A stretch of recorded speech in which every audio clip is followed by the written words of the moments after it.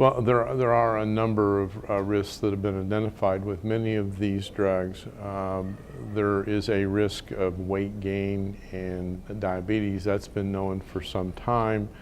Certainly, the magnitude of the risk of vascular changes causing myocardial infarctions or heart disease, or frankly causing stroke, I think is greater than was initially appreciated. So they're not benign drugs. Other risks that are common to the atypical and the regular antipsychotics are the occurrence of abnormal movements that continue well past when the drug is stopped. There's something called tardive dyskinesia that can be very difficult to manage.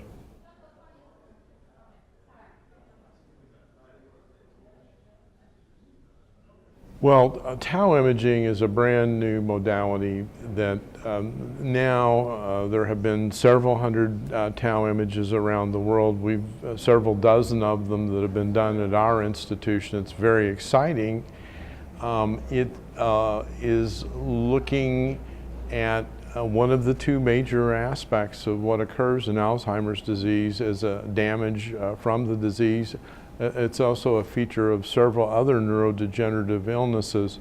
But whereas amyloid deposition and or amyloid imaging seems to be associated with risk of developing Alzheimer's dementia, it is not a very good marker to detail the progression of Alzheimer's dementia. Tau imaging, on the other hand, seems to give a much better, in preliminary looks, a much better view of the disease progression. And so it gives us a tool to very objectively see if new drugs or agents in development are having an impact on halting or delaying one of the critical pathological features that underlie Alzheimer's disease.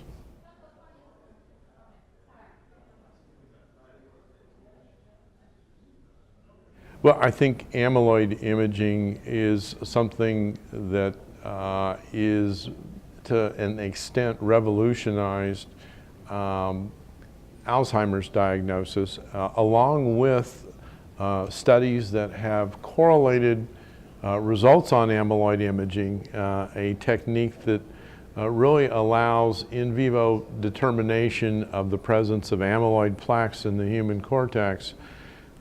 We've been able to find that there is an extremely high correlation between levels of amyloid in cerebrospinal fluid and the amount of amyloid plaque that there is in brain. So we now have a couple of different techniques that allow us to determine in asymptomatic individuals and people with very early stage disease, before individuals ever come to autopsy, whether there's amyloid in the brain or not.